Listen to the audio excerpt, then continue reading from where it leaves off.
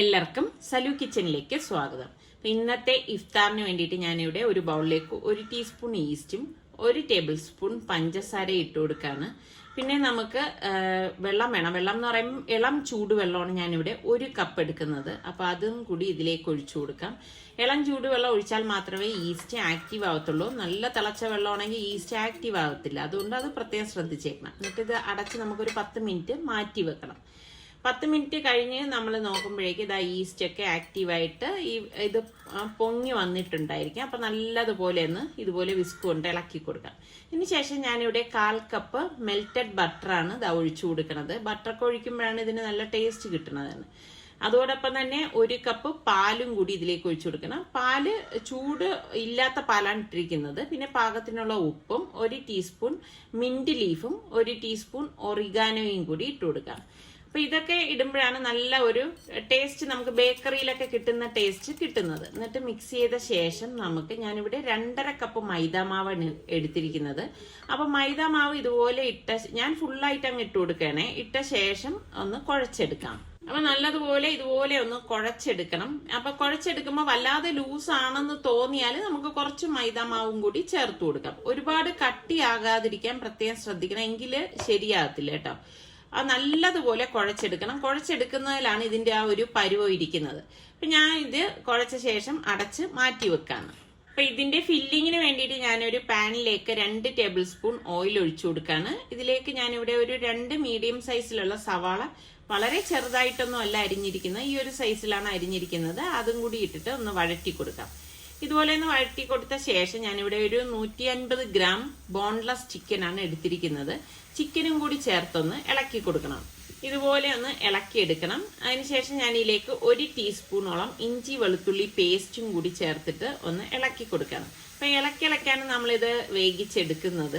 ഇപ്പൊ ചെറിയ പീസ് ആയതുകൊണ്ട് തന്നെ പെട്ടെന്ന് റെഡി ആയി കിട്ടും. പിന്നെ ഞാനിവിടെ 1 ക്യാരറ്റ്, ക്യാപ്സിക്കം ഗ്രീനും റെഡും എടുത്തിട്ടുണ്ട്. അപ്പൊ അതും ഈ ഒരു സൈസിൽ കട്ട് ചെയ്തെടുത്തതാണ്. ഒരുമിച്ച് തന്നെ നമുക്ക് അത് ഇതിലേക്ക് ഇട്ടിട്ട് ഒന്ന് ഇളക്കി കൊടുക്കാം.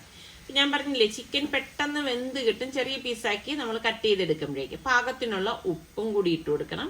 എല്ലാം കൂടി ചേർത്തിട്ട് വേണം നമ്മളിത് ഇളക്കി മിക്സ് ചെയ്ത് എടുക്കാനുള്ളത്. അപ്പൊ ഇനി നമുക്ക് ഇതിലേക്ക് കുറച്ച് പൊടികൾ ചേർത്ത് കൊടുക്കണം. ഞാനിവിടെ 1 ടീസ്പൂണോളം മുളക് പൊടിയും 1 ടീസ്പൂൺ മഞ്ഞൾപ്പൊടിയും 1 ടീസ്പൂൺ ഗരം മസാല പൊടിയും കൂടി ഇട്ട് കൊടുക്കാണ്.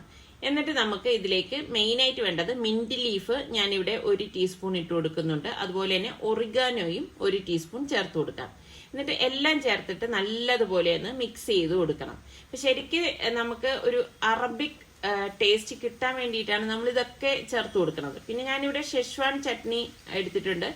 അത് ഞാൻ ഇതിലേക്ക് ഒരു 2 ടീസ്പൂണോളം ചേർത്ത് കൊടുക്കുന്നുണ്ട് കേട്ടോ. അപ്പൊ ഇതില്ലാന്നുണ്ടെങ്കിൽ നിങ്ങൾ ടൊമാറ്റോ കെച്ചപ്പ് ചേർത്ത് കൊടുത്താലും മതി. അപ്പൊ എല്ലാം ചേർത്തിട്ട് എല്ലാം മിക്സ് ആവത്തക്ക രീതിയിൽ നമുക്കിതൊന്ന് ഇളക്കി കൊടുക്കണം. പിന്നെ ഞാൻ ഇതിലേക്ക് 1 കപ്പ് പാല് ഒഴിച്ചു കൊടുക്കാണ്. പാല് റൂം ടെമ്പറേച്ചറിലാക്കിയിട്ടാണ് ഞാൻ ഇതിലേക്ക് ഒഴിച്ചു കൊടുക്കുന്നത്. ഒഴിച്ചു കൊടുത്തിട്ട് എല്ലാം ചേർത്തിട്ട് നല്ലതുപോലെ ഒന്ന് യോജിപ്പിച്ചു കൊടുക്കാം. അപ്പൊ ഈ ചിക്കൻ ബാക്കി ഇനി പാലിലിരുന്നാണ് റെഡിയാകുന്നത് കേട്ടോ. അതിനുശേഷം നമുക്ക് ഒരു 3 ടേബിൾ സ്പൂണോളം ബട്ടറും കൂടി ഇതിലേക്ക് ചേർത്ത് കൊടുക്കണം. അപ്പൊ ഇതൊക്കെ വേണോ എന്ന് പലർക്കും തോന്നും. ഇതൊക്കെ ഇടുമ്പോഴാണ് ആ ഒരു ഡിഫറെന്റ് ടേസ്റ്റ് നമുക്ക് കിട്ടുന്നത്. അപ്പൊ ദാ ഇതുപോലെ ഇളക്കി ഒന്ന് ഡ്രൈ ആക്കി എടുക്കും കേട്ടോ. അതാണ് അതിന്റെ ഒരു പരുവം. ഈ സമയം നമ്മളുടെ മാവ് പൊന്തി വന്നിട്ടുണ്ട് കണ്ടോ, വല്ലാതെ അങ്ങ് പൊങ്ങി വന്നു. അപ്പൊ ഇതാണ് അതിന്റെ ഒരു പരുവം എന്ന് പറയുന്നത്. അപ്പൊ നമ്മള് പുതിയ ഈസ്റ്റ് തന്നെ എടുക്കാൻ ശ്രദ്ധിക്കണം. പുതിയ ഈസ്റ്റ് ആണെങ്കിൽ മാത്രമേ, ഈസ്റ്റ് ആക്ടിവേറ്റ് ആയാൽ മാത്രമേ നമുക്ക് മാവ് ഇതുപോലെ പൊങ്ങി കിട്ടത്തുള്ളൂ കേട്ടോ. അപ്പം ഇതിപ്പോ കുഴയ്ക്കാൻ സൗകര്യത്തിന് ഞാൻ പിന്നെ ഇതാ ഒരു ടേബിൾ കൗണ്ടറിലേക്ക് ഇട്ട് കൊടുക്കാണ്. ഒരു സിലിക്കോൺ മാറ്റാണ് ഇട്ടിരിക്കുന്നത്. എന്നിട്ട് അതിന് പുറത്ത് വെച്ചിട്ട് നല്ലതുപോലെ ഒന്ന് കുഴച്ചു കൊടുക്കുക. അപ്പൊ എത്രത്തോളം ഞാൻ നേരത്തെ പറഞ്ഞതുപോലെ നല്ലതുപോലെ നമ്മൾ കുഴച്ചെടുക്കുന്നോ അത്രത്തോളം നല്ലതാകും നമ്മളുടെ ഈ ഒരു ബൺ. അപ്പൊ ഞാൻ ഇവിടെ ഇനിയിപ്പോ ഇതിനെ ഒന്ന് ഒരേ സൈസിൽ എടുക്കാൻ വേണ്ടിയിട്ട് ഞാൻ ഈക്വൽ ആയിട്ട് ഒന്ന് കട്ട് ചെയ്തെടുക്കുകയാണ്. ഹാഫ് പോർഷൻ ഇതുപോലെ കട്ട് ചെയ്ത ശേഷം വീണ്ടും അതിന്റെ ഹാഫ് തിരിച്ചെടുക്കും.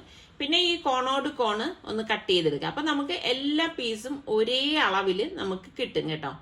അപ്പൊ ഈ ഒരു രീതിയിലാണ് കട്ട് ചെയ്തെടുക്കുന്നത്. അപ്പൊ ചെറുതായിട്ട് നമുക്ക് കയ്യിൽ ഇങ്ങനെ സ്റ്റിക്ക് ചെയ്യുന്ന പോലെയൊക്കെ തോന്നും. അത് പ്രശ്നമൊന്നുമില്ല. അതാണ് അതിന്റെ ഒരു പരുവം എന്ന് പറയുന്നത്. അപ്പൊ എല്ലാം നമുക്ക് ഇതുപോലെ ഒന്ന് റോളാക്കി വെക്കണം. റോളാക്കി വെച്ച ശേഷമാണ് പിന്നെ നമ്മൾ പരത്തി ഫില്ലിങ് വെച്ച് എടുക്കുന്നത്. അപ്പം ഈ കുട്ടികൾക്കൊക്കെ എന്തായാലും ഇത് ഉറപ്പായിട്ട് ഇഷ്ടപ്പെടുന്ന ഒരു ഐറ്റം തന്നെ ആയിരിക്കും കേട്ടോ. എന്നിട്ട് ഞാൻ ഇതാ ഒരു പീസ് എടുത്തു, ഇതുപോലെ ഒന്ന് പരത്തി കൊടുക്കാണ്. അപ്പോൾ ഒരുപാട് ഈ പറഞ്ഞ മാതിരി വലിയ സൈസാക്കി പരത്തേണ്ട ആവശ്യമില്ല. അതാ ഒരെണ്ണം എന്ന് പറയുന്നത് ഒരു നാരങ്ങ വലിപ്പത്തിന്റെ അത്രവേ കാണത്തുള്ളൂ ഇരുന്ന് കേട്ടോ. ആ ഒരു സൈസിൽ വേണം നിങ്ങൾ എടുക്കാനുള്ളത്. അപ്പൊ ദാ ഇതുപോലെ ഒന്ന് പരത്തി കൊടുത്ത ശേഷം നമുക്കിനി ഇതിലേക്ക് ഫില്ലിംഗ് വെച്ചു കൊടുക്കാം. ദാ ഇത്രേ ഉള്ളൂ, ഇതുപോലെ എടുക്കണം. എന്നിട്ട് നമുക്ക് ഇതിന്റെ സെന്റർ നോക്കിയിട്ട് വേണം ഫില്ലിംഗ് വെച്ചു കൊടുക്കാനുള്ളത്. അപ്പൊ നമുക്ക് എത്രയാണോ ഫില്ലിംഗ് വേണ്ടത് അതിനനുസരിച്ച് വെച്ചു കൊടുത്താൽ മതി. ഒരുപാട് അങ്ങ് കുത്തി നിറച്ച് ഫില്ലിംഗ് വെക്കേണ്ട ആവശ്യമില്ല കേട്ടോ. അങ്ങനെ വെച്ചാലും അത്ര ഒരു രസം ഉണ്ടാവത്തില്ല. എന്നിട്ട് അതിന്റെ മീതെ നമുക്ക് മൊസറല്ല ചീസ് ഗ്രേറ്റ് ചെയ്തത് ഇതുപോലെ വെച്ചു കൊടുക്കാം. വെച്ചു കൊടുത്ത ശേഷം ജസ്റ്റ് ഒന്ന് ഇതുപോലെ ഒന്ന് ഫോൾഡ് ചെയ്യണം. പിന്നെ രണ്ട് വശങ്ങൾ ഇതുപോലെ ഒന്ന് മടക്കി കൊടുക്കണം. പിന്നെ അങ്ങ് ഒന്ന് റോൾ ചെയ്ത് കൊടുത്താൽ മാത്രം മതി. അപ്പോൾ അത് ആ ഒരു സ്റ്റിക്കായി ഇരുന്നോളും. ആ ഒരു ഈർപ്പത്തിൽ തന്നെ സ്റ്റിക്കായിരിക്കും. കണ്ടോ, കറക്റ്റ് പരുവായി. ഇതുപോലെ വേണം നമ്മൾ ഇതെല്ലാം റോൾ ചെയ്തെടുക്കാനുള്ളത്. ശരിക്കും പറഞ്ഞാൽ നമ്മൾ ബേക്കറിയിലൊക്കെ ചെന്നിട്ട് വലിയ വില കൊടുത്താണ് ഇതുപോലെയുള്ള ഐറ്റംസ് ഒക്കെ വാങ്ങിച്ച് കുട്ടികൾക്കൊക്കെ കൊടുക്കുന്നത് അല്ലേ. ഇത് നമുക്ക് ഈസി ആയിട്ട് വീട്ടിലുണ്ടാക്കി മക്കൾക്ക് കൊടുത്താൽ അവർക്ക് ഭയങ്കര സന്തോഷമാവും. പിന്നെ എപ്പോഴും അവർ ഇത് ഉണ്ടാക്കി കൊടുക്കാൻ നമ്മളുടെ അടുത്ത് ആവശ്യപ്പെട്ടുകൊണ്ടിരിക്കും. അപ്പം വല്ലപ്പോഴും ഒക്കെ ഇപ്പൊ അവർക്ക് എന്തെങ്കിലും വിശേഷ അവസരങ്ങൾ വരുന്ന സമയത്തോ ഇനി അവരുടെ ഫ്രണ്ട്സിനെയൊക്കെ വീട്ടിൽ ക്ഷണിക്കുന്ന സമയത്തൊക്കെ നമ്മൾ ഇതുപോലെയുള്ള ഐറ്റംസ് ഒക്കെ മക്കൾക്ക് ഉണ്ടാക്കി കൊടുത്താൽ അവർക്ക് ഒത്തിരി സന്തോഷമാവും. അപ്പൊ എന്തായാലും ഒരു പ്രാവശ്യമെങ്കിലും നിങ്ങൾ ഈ ഒരു ഐറ്റം ഒന്നുണ്ടാക്കി നോക്കി കൊടുത്തിട്ട് എങ്ങനെയുണ്ടെന്നുള്ളത് കഴിച്ച ശേഷം ഫീഡ്ബാക്ക് തരണം കേട്ടോ. അപ്പൊ ഞാൻ ഇതെല്ലാം റോൾ ചെയ്തെടുത്തു. ഈ ഒരു അളവിൽ എനിക്ക് 8 എണ്ണമാണ് കിട്ടിയിരിക്കുന്നത്. അപ്പം ബേക്കിംഗ് ട്രേയിൽ ഞാനൊരു ബട്ടർ പേപ്പർ ഇട്ട ശേഷം നമുക്ക് ഇത് ഞാൻ ബേക്കിംഗ് ട്രേയിലേക്ക് മാറ്റാണ്. അപ്പൊ നിങ്ങൾക്ക് ഇഷ്ടമുള്ള ട്രേയിലേക്ക് ഇത് വെച്ചിട്ട് ബേക്ക് ചെയ്തെടുക്കാം. അപ്പൊ ഞാൻ എന്റെ എടുക്കാൻ ഒരു സൗകര്യത്തിന് വേണ്ടിയിട്ടാണ് ഇങ്ങനെ അറേഞ്ച് ചെയ്തെടുക്കുന്നത്. അപ്പൊ ഇതെല്ലാം ഞാൻ ഇവിടെ റെഡിയാക്കി എടുത്ത് വെച്ചിട്ടുണ്ട്. ഇനി നമുക്ക് ഓവൻ ഒന്ന് പ്രീഹീറ്റ് ചെയ്യാം. അഗാറയുടെ OTG ഓവനാണ് ഞാനിവിടെ എടുത്തിരിക്കുന്നത്. അപ്പൊ ഞാനത് 180 ഡിഗ്രി സെൽഷ്യസിൽ 5 മിനിറ്റ് ആണ് പ്രീഹീറ്റ് ചെയ്യാനായിട്ട് പോണത്. അപ്പൊ ഇതിലേക്ക് ഞാൻ മുട്ടയുടെ മഞ്ഞയും കുറച്ച് പാലും കൂടി ബ്രഷിൽ മുക്കിയത് ഇതിന് മീതെ ഒന്ന് ബ്രഷ് ചെയ്ത് കൊടുക്കാണ് കേട്ടോ. അപ്പം എങ്കിൽ മാത്രമേ നമുക്ക് ഇത് റെഡിയായി വരുന്ന സമയത്ത് നല്ല ഒരു കളർ കിട്ടത്തുള്ളൂ. അപ്പൊ ഇതുപോലെ എല്ലായിടത്തും ബ്രഷ് ചെയ്ത് കൊടുത്ത ശേഷം നമുക്ക് കുറച്ച് ഞാൻ വെള്ള എള്ളാണ് ഇതുപോലെ ഇട്ട് കൊടുക്കുന്നത്.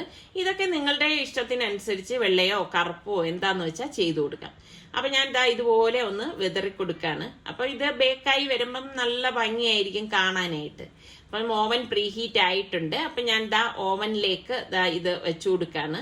അപ്പൊ ഇനി വീണ്ടും ഞാൻ ഓവൻ ഒന്ന് സെറ്റ് ചെയ്ത് വെക്കാണ് കേട്ടോ. അപ്പം 180 ഡിഗ്രി സെൽഷ്യസിൽ തന്നെ ഞാനൊരു 25 മിനിറ്റ് ആണ് ഇത് ബേക്ക് ചെയ്തെടുക്കാനായിട്ട് പോണത്. അപ്പൊ ഈ ഓവനെ കുറിച്ചുള്ള ഡീറ്റെയിൽ വിവരമൊക്കെ ഞാൻ ഇനി വരുന്ന എപ്പിസോഡിൽ ഞാൻ നിങ്ങൾക്ക് പറഞ്ഞുതരാം. അപ്പോൾ ഇതിവിടെ ബേക്കാവുന്ന നേരം കൊണ്ട് നമുക്ക് അടുത്ത റെസിപ്പി തയ്യാറാക്കാം. അപ്പൊ അതിന് വേണ്ടിയിട്ട് ഞാനിവിടെ ഒരു കാസ്റ്റ് അയൺ പാൻ അടുപ്പത്തേക്ക് വെച്ചിട്ട് 2 ടേബിൾ സ്പൂൺ ഓയിൽ ഒഴിച്ചിട്ട് വീണ്ടും ഒരു 150 ഗ്രാം ബോൺലെസ് ചിക്കൻ ആണ് ഇട്ട് കൊടുക്കുന്നത്. എന്നിട്ട് ഇതുപോലെ ഒന്ന് ഇളക്കി കൊടുക്കും. അപ്പൊ കാസ്റ്റ് അയൺ പാൻ ആവുമ്പോൾ പെട്ടെന്ന് തന്നെ റെഡിയായി കിട്ടും. അപ്പൊ ഇതുപോലെ ഒന്ന് ഇളക്കി കൊടുക്കണം. ഇളക്കി കൊടുത്ത ശേഷം അപ്പൊ ഇത് പെട്ടെന്ന് ഞാൻ പറഞ്ഞില്ലേ വളരെ ചെറുതായിട്ടാണ് കട്ട് ചെയ്തുകൊണ്ട് പെട്ടെന്ന് റെഡി ആവുന്നത്. അതിനുശേഷമാണ് നമ്മൾ ഇതിലേക്ക് കുരുമുളക് പൊടിയും പാകത്തിനുള്ള ഉപ്പും ഇട്ട് കൊടുക്കുന്നത്. അപ്പൊ ഈ കുരുമുളക് പൊടിയുടെയൊക്കെ അളവ് നിങ്ങളുടെ പാകത്തിനനുസരിച്ച് ഇട്ട് കൊടുത്താൽ മതി. ഞാനിവിടെ 1 ടീസ്പൂൺ ആണ് ചേർത്ത് കൊടുത്തത് കേട്ടോ. എന്നിട്ട് ഇതുപോലെ നല്ലതുപോലെ ഒന്ന് ഇളക്കി കൊടുക്കണം.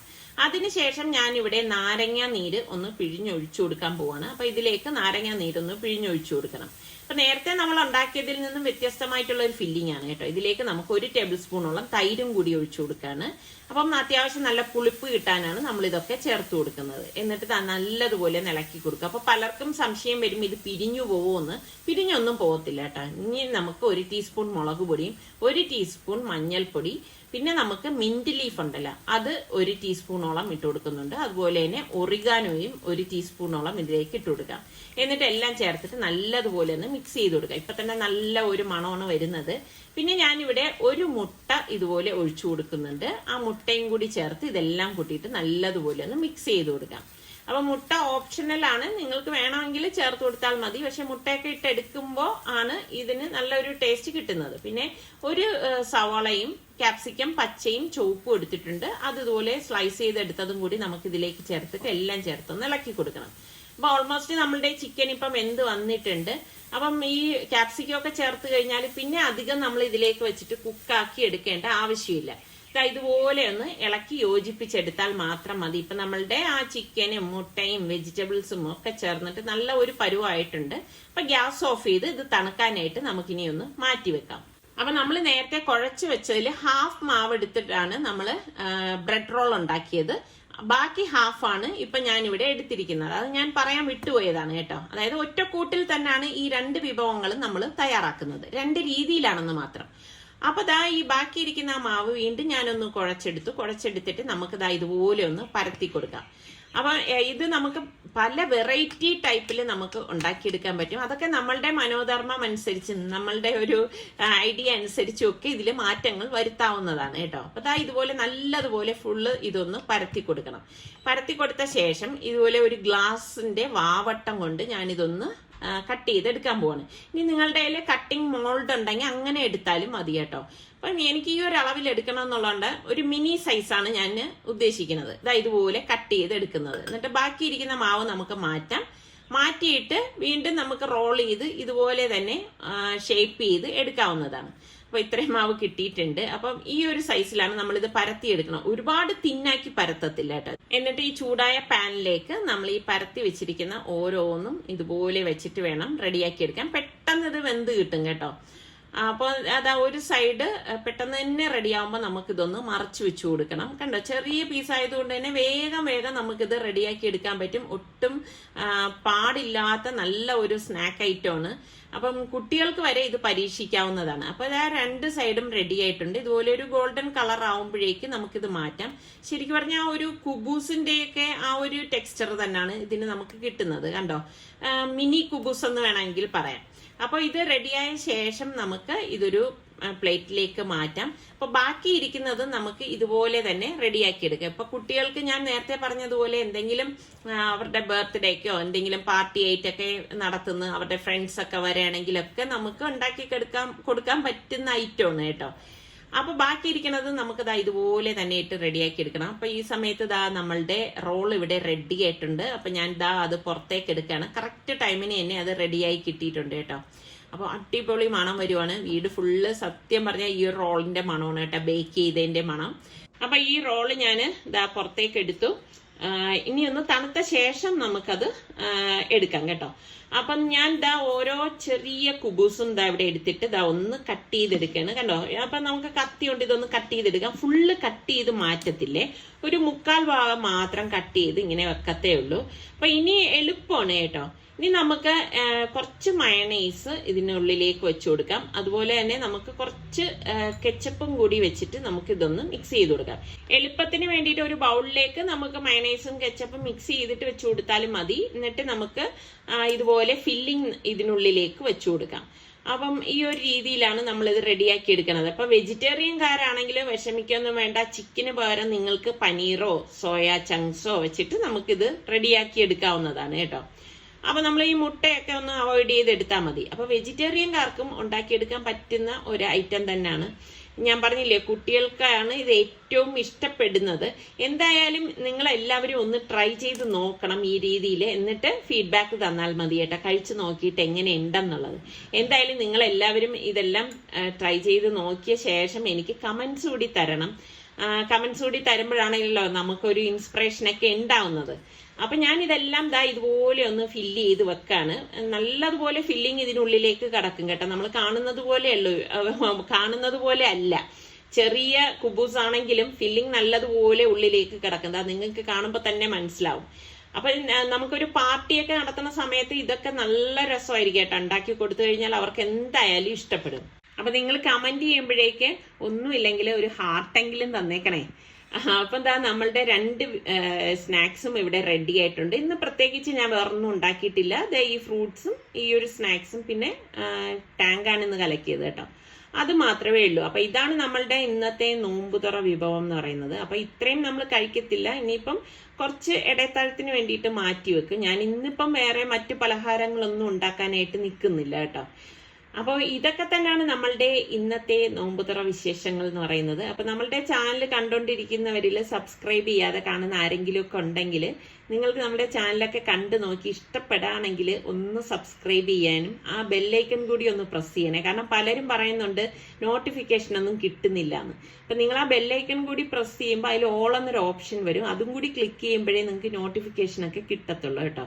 അപ്പോൾ ഇതൊക്കെ തന്നെയുള്ള വിശേഷം. അടുത്ത റെസിപ്പിയുമായി നമുക്ക് കാണുന്നത് വരെ എല്ലാവർക്കും ബൈ.